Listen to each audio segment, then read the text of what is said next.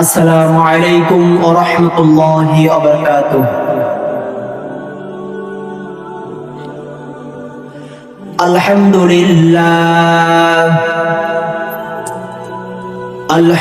لله نحمده ونستعينه ونستغفره ونؤمن به ونتوكل عليه ونعوذ بالله من شرور أنفسنا ومن سيئات أعمالنا. من يهده الله فلا مضل له ومن يضلله فلا هادي له. ونشهد أن سيدنا ومولانا محمدا عبده ورسوله أرسله بالحق بشيرا ونذيرا وداعيا إلى الله بإذنه وسراجا منيرا.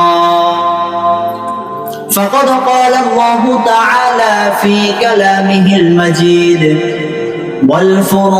والفرقانه الحميد: أعوذ بالله من الشيطان الرجيم.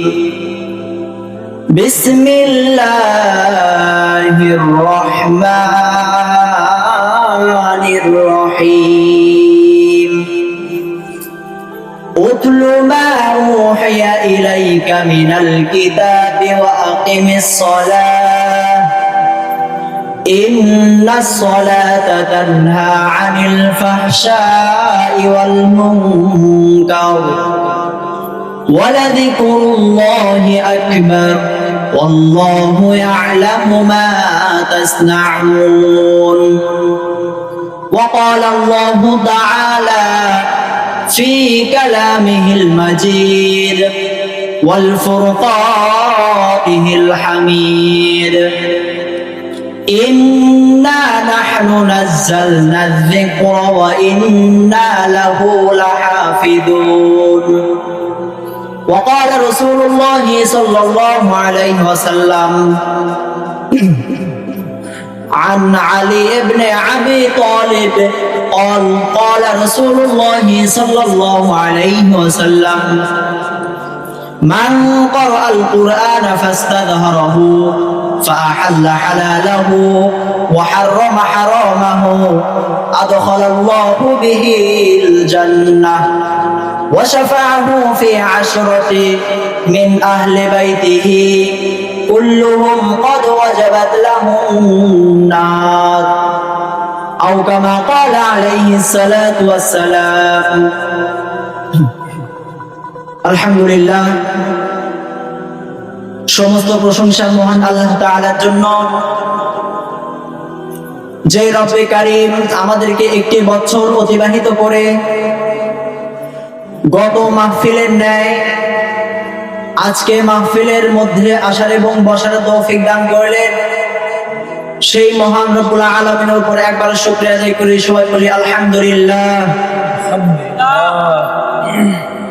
অতঃপর যেই নবীর উম্মত হওয়ার জন্য অন্য নবী রাসূলগণ পর্যন্ত দোয়া করেছেন, সেই নবীর উম্মত হয়েছে আমরা বিনা চাওয়ায়, বিনা দরখাস্তে।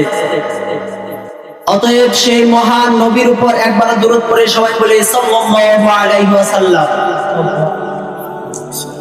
আমি কুরআনুল কারীম থেকে ছোট্ট 2টি আয়াত বলেছি এবং অসংখ্য হাদিস থেকে ছোট্ট একটি হাদিস বলেছি।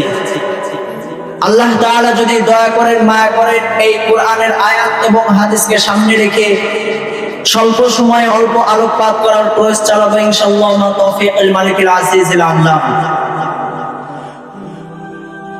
আল্লাহ রাব্বুল আলামিন পৃথিবীর মানুষকে হেদায়েতের জন্য, পৃথিবীর মানুষকে অন্ধকার থেকে আলোর পথ দেখানোর জন্য, জাহান্নামের পথ থেকে জান্নাতের পথ উন্মোচন করার জন্য